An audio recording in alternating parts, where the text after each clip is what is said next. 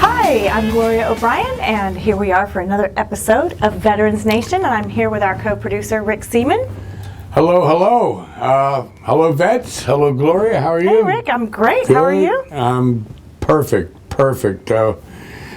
We're here again at National Veterans Foundation, continuing some work here we've been doing with the new media alliance here at the NVF, the National Veterans Television Network. That's right. Yes. Putting our forces together. Yes, indeed. And so what's new in Gloria O'Brien land? Well, let's see. May is a good month for me. It's my birthday. Nice. I just sang the national anthem for the Monster Energy Supercross Finals in Vegas with the Color Guard, which I love to do.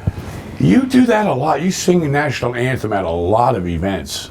Yes, but my first one was for one of your veteran fundraisers. Oh, really? Oh, back in, 2000 that was? A long time ago, yeah. Yeah, the Extreme Racing League event. That was great. We had a lot of fun. Picture that. 25 stunt drivers driving high horsepower beaters, going over ramps, spinning 180s, and it was pretty cool. That was a really fun event. It was a very unique way to race cars. Yeah, it's a great way to race cars with a jump in the middle. And we did 180 around a jumps barrel. off ramps, 180s around barrels, yeah. But, so, matter of fact, I'm doing something right now that's kind of interesting that's sort of related to that. You know, we all know that one of my day jobs is head instructor for the Motion Picture Driving Clinic, which is a stunt driving school here in Los Angeles. And so being a vet, being a driving instructor, knowing what TBI is, understanding TBI, we put together a very unique and effective means for driver rehab for people with TBI, and we're focusing it on veterans coming back. We use some very interesting techniques and teaching processes.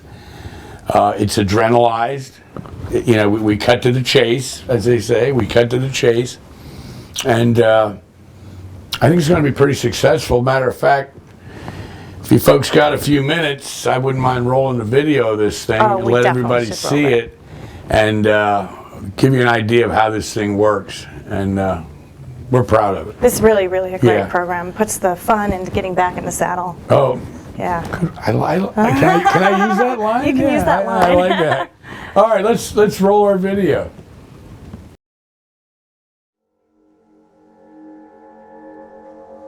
Traumatic brain injury affects 1.8 million Americans annually.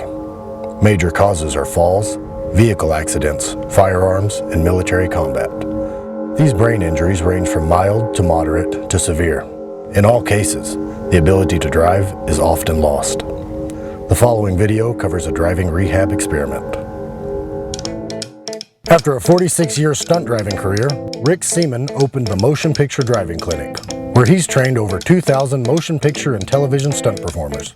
Rick and his staff of experts have also trained and worked with over 500 problematic teenage drivers with major success. Once we had the school up and running, I received several calls from the wives of stuntmen who had suffered traumatic brain injuries while performing stunt work. In each case, these guys were not able to get themselves back behind the wheel of a car. So they brought them out to our facility where I put them in our cars, in our controlled driving environment. I rode with them and I just took a slow and easy approach. No pressure, no stress. Step by basic step, we went through the process. Start the motor, put it in gear, let the car drive out. We kept progressing, cone course maneuvers, handling techniques, multiple vehicle interaction and cognizance, all of those challenges, but at their pace, at their comfort level, in their comfort zone. I was not an examiner, I was their friend. And with each of them, after 4 to 5 hours, Their confidence and driving talents were reconfigured. They felt good. They felt the joy again. And following these sessions, the wives reported that all of them had resumed their normal driving lives. But these drivers' brain injuries were rated at mild to moderate. None were rated as being severe. I had to keep that in mind.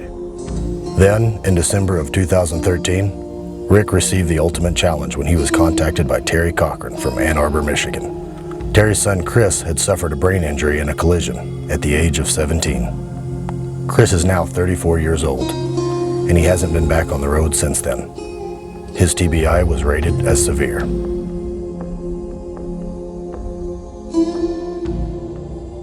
I knew it would not be as easy with Chris Cochran as it had been with the others.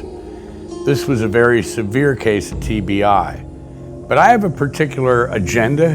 You see, I've been involved as a volunteer with a number of veterans and veterans organizations over the years, and I'm very close to an organization here in Los Angeles, the National Veterans Foundation. They have been heavily involved with PTSD and TBI on all fronts. So you can see where I'm heading here. I'm looking at it as a template for getting our combat veterans with TBI back behind the wheel. Okay, so here's Terry, the father. He's calling me and he's telling me about all the various attempts at driver rehab with Chris, using simulators and all of these things that have not worked. So I thought about it and I said to him, hey, why don't you bring Chris out to us? I'll give Chris 3 full days with me in a real car in a safe and controlled environment with progressive techniques and response conditioning workouts. And I told Terry, I'm not going to charge you anything, not one nickel. This is going to be a test, but it's a very important test.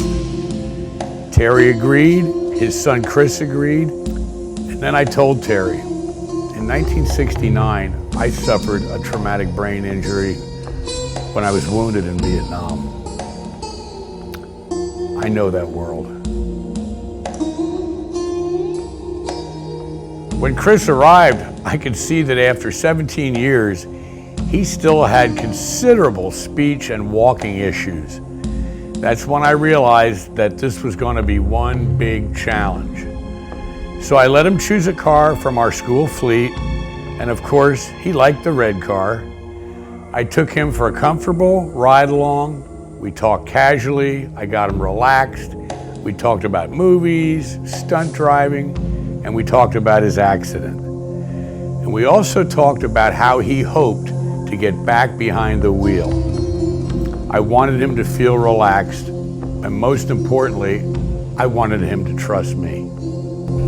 You know, I'm really excited about what's going to take place today with Chris. I'm not a skeptical person by any means, but you know, having spent 43 years working with veterans, in many of them with traumatic brain injury, particularly these 2 current wars that are going on, it's the signature wound that a person with a traumatic brain injury as serious as Chris's, and the fact that he's going to drive and try to learn those skills with all the distractions that come with driving, even with a normal undamaged brain, is just mind-blowing. In addition to having Shad Meshad out there and all of his expertise, I still felt we needed some backup. I felt we needed some more professional clinicians. Shad put a team together. Also, we were able to recruit Julie Michaels of JMP Productions to supply a camera team to shoot and document everything we were doing. And because Chris's TBI was rated as severe, I had a special plan. I wanted to start Chris out in a modified golf cart we had. Let's call it a real-time simulator. Basics: gas, brake, steering, without the intimidating roar and power of a V8 automobile engine. Peace, calm, and simplicity. Then it was time for Chris to take the driver's seat. Here again, we started with basic tasks. We did in-car familiarization, fasten seatbelt, start the motor, find forward gear, know where the brake pedal is, then driving forward, small, careful steps, baby steps, piece by piece by piece. We have to consider that Chris was injured at age 17, and he'd been driving for less than a year then. So this was a giant step for him psychologically.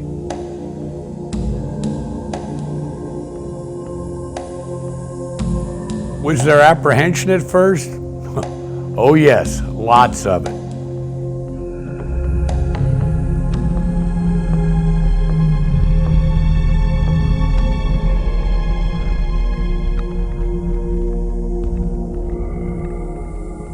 I let the nervousness and the apprehension run its course. And then once I saw him gaining a sense of ease and confidence, we went to the next rung on the ladder.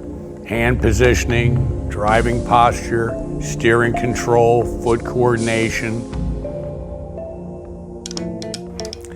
After some turning maneuvers, I noticed an instance where Chris confused a right turn with a left turn.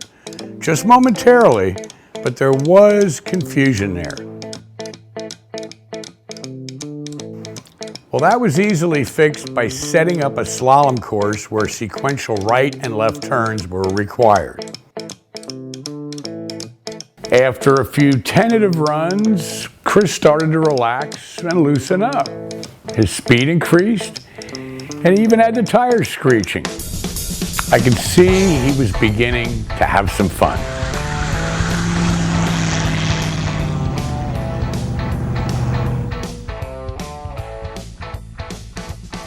Then we expanded the run to include hard braking to a precision stop mark, kind of movie style, but very demanding.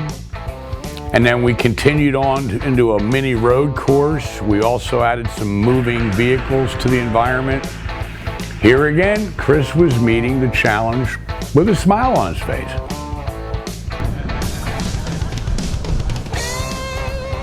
Wow! My God, can you believe what we saw? It's amazing. I can't believe this.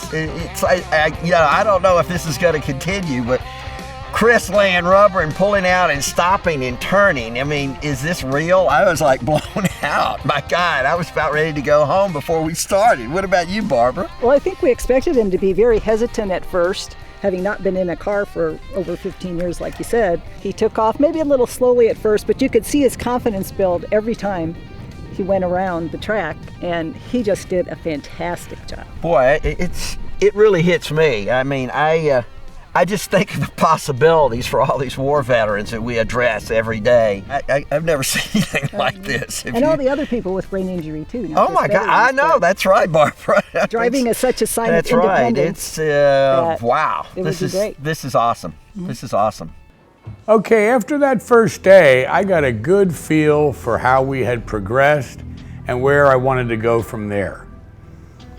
One thing I noticed on the first day and the beginning of the second day, there was some situations where Chris was having problems with remembering his way back to the start mark, back to number one, as we call it in film work.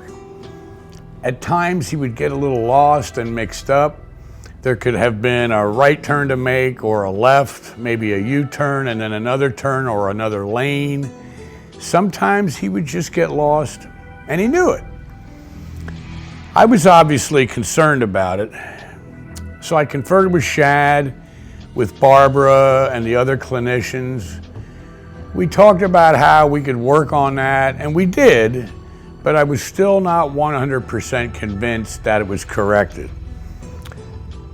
We went on to work on some advanced handling techniques, some tough stuff, hard braking, steering control, the type of things we work with in our stunt driving school. Chris did quite well with these drills, but he was still having some problems with finding his way back to number one. I had to fix that. So I decided to have a little chat, a little meeting with Chris. You feel good? Yes. I feel good too. Do you you have any feelings that when we get finished here, you want to move on and try and get your driver's license and get back out on the road? I'd like to do that, yes. Yeah. So that's where the freedom is, right? Yes. The freedom is on the road. Keep this in mind now. Sooner or later, to do that, you're going to have to take some kind of a test, or maybe multiple tests. When we go back to number one, I want you to really show me that you can get from A to B to C to D to E without me having to say a word, okay? Why? Here's why. Because when you get in a car with that instructor, the test guy, right? And he expects you to go from A to B to C to D to E, and if you go the wrong way, he's going to not be happy. Why? So we got to make him happy. Why? So we got a deal, right? Why? Well, things got better, but not perfect. So I decided to take Chris up on the road course. It's a 3.2 mile windy uphill downhill course. It allowed us to create the feel of the real road. It required good steering, handling, advanced braking. It was like the real thing, the real feel. We called it his Freedom Road. I brought in one of my guys to follow Chris and give him flag signals that he had to identify. This worked on Chris's mirror cognizance, focusing and feeling everything that was going on all around him. He did very well with that. Red. I kept him out there. We kept working. He was enjoying it. Hey, this was without a doubt his Freedom Road. We brought in more cars, multiple configurations and interactions. We had him passing slower vehicles, doing it with oncoming traffic. He did it all very well. He did a great job. But I wanted to work more with the memory issue. You know, the A to B to C to D to E. So we laid out prescribed figure eight patterns that he was to remember and execute, regardless of what any car in front of him was doing.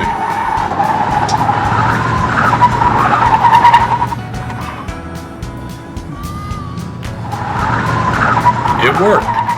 Things were getting much better. At that point in the program, I was noting improvements in Chris's confidence and coordination. However, I wanted more. And once again, we had a plan. Several days before Chris arrived, I met with Shad Meshad, and we called an expert TBI therapist in Seattle named Cynthia Sisk regarding the integration of rhythm therapy. She concurred that rhythm therapy was in fact a useful means for promoting new neural connections in the brain and for overcoming TBI symptoms such as short-term memory loss and impaired decision-making. And I had a go-to resource for this, my brother, Mark Seaman. He has 20 plus years experience as a drumming therapy facilitator at institutions and rehab centers all around the country.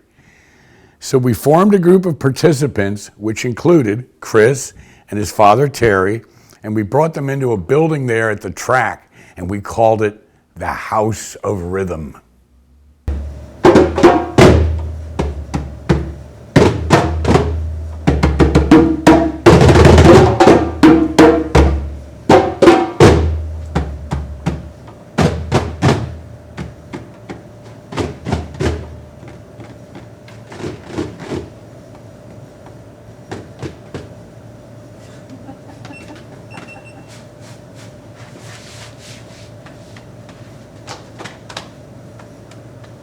So many people thought the Macarena died, but I'm sorry, I'm bringing it back. Here we go, let's just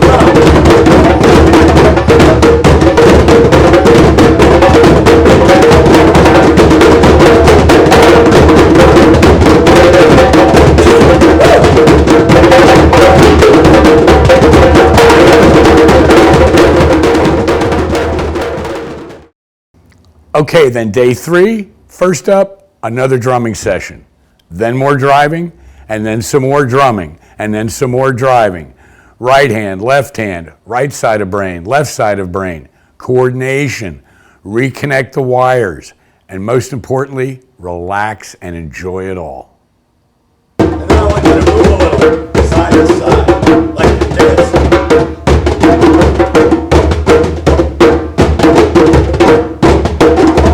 Getting too much in your brain, close your eyes.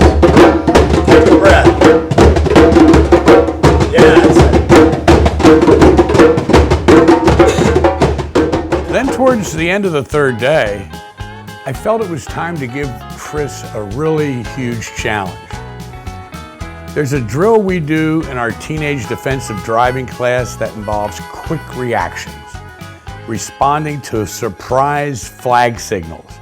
Go left, go right, stop straight, all determined by a flagger's signal. And this flagger is working to really confuse these drivers. So Chris was going to get a taste of this. And we weren't sure if he was up for this or not, because this was a major test of focus, reaction, and split-second decision making. So he's got those 2 striped flags, yes. right? So he's going to have them down at his side like he has them there. He's either going to give you 1. So it's going to be left, right, or straight stop.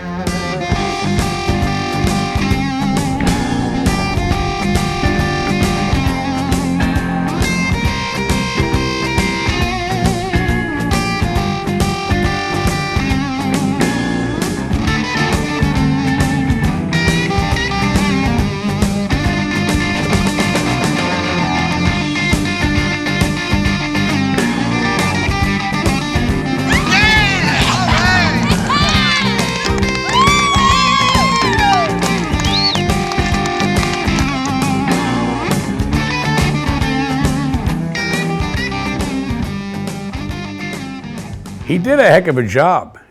He hit 6 out of 7 flag signals perfectly, doing exactly what the flag indicated.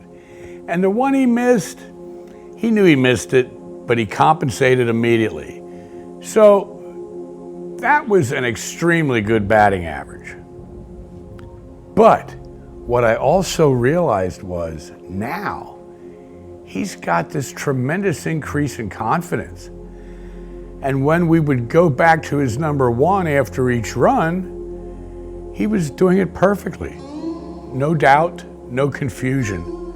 All by himself, without me saying a word, without me coaching him or telling him where to go. So that was huge. That was major. This has been a great 3 days here. It's remarkable. As far as what the next steps are, what the dreams are, we came out here as a step in the process of getting Chris ready to get back on the road. Hey, Chris. I just wanted to say thank you and how much I appreciate your stellar effort that you're doing for us, because I think what you're going to be able to do is open the door for some of the new Wounded Warriors that are coming back. By being brave enough to get behind the wheel again, I think you're a hero and you're awesome. So thank you for doing that.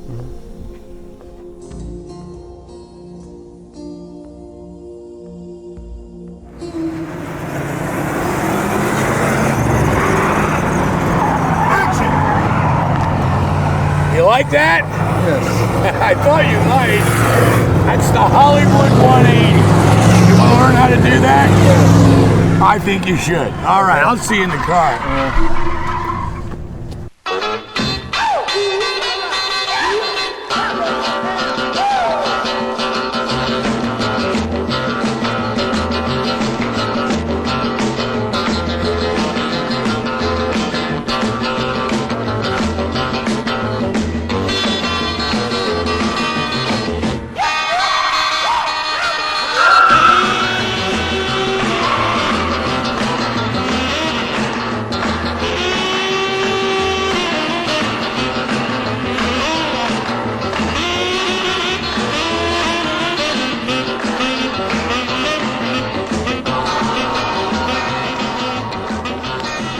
We gave Chris a much honored hat from the Stuntmen's Association, which he really appreciated.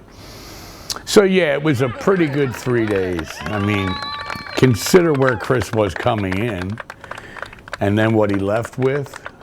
Very encouraging, very positive. And we have to remember, Chris's TBI was a severe case. Now, is he ready to drive on public roads? I would say no, not yet. But if you look at the progress we made, you have to ask, how much further could we have gone in a longer program or multiple programs? I would like to see something like that become financially possible. How did I do? Well, I just do what I do. I teach people how to do things behind the wheel that they were not able to do before. Stunt drivers, inexperienced teenage drivers, and as we've seen here, people with brain injuries. Now, what about combat veterans returning home with TBI? What makes this type of program a good fit for them? That's easy. As you've seen, we bring adrenaline to the table. And combat vets, adrenaline is what makes them tick. So I look back at what we accomplished with Chris Cochran, and I can say, we did pretty good. But it's more than that for me. For me, it's the fact that Chris got to revisit the road. He got to revisit his freedom.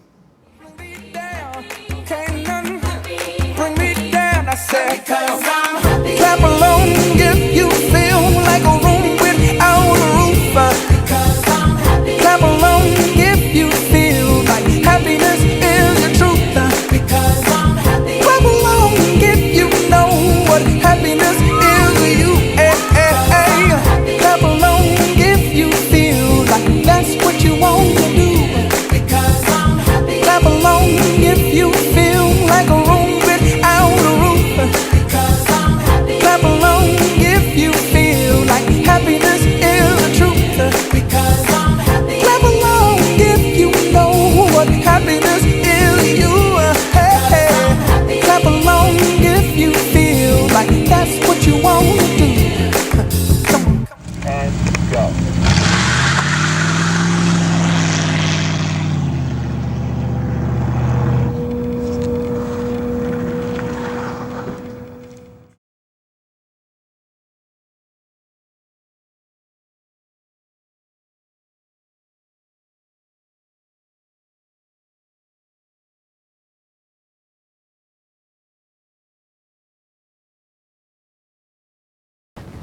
That's really awesome, Rick. This is a great program for Thank anyone you. who's had a TBI and is trying to get back in the saddle.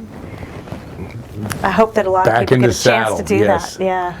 Yeah, that's what it's all about. And, you know, we're trying to get some funding put together. We want this to be an addendum training program to the normal process that they have to go through. But we want this to be just kind of a special little 3 to 5 days at a private summer camp sort of thing, and where we can pump the adrenaline and the main thing is it's just giving these guys some fun too. There's a lot of skills that people have to rebuild when they're recovering from traumatic brain injuries or other incapacitating injuries, and driving is one of them. And it can be very stressful. It can be stressful. Let me tell you, Rick, I've been out to your place, and it's more fun than it is stress. It's a great atmosphere. Yeah, we know that.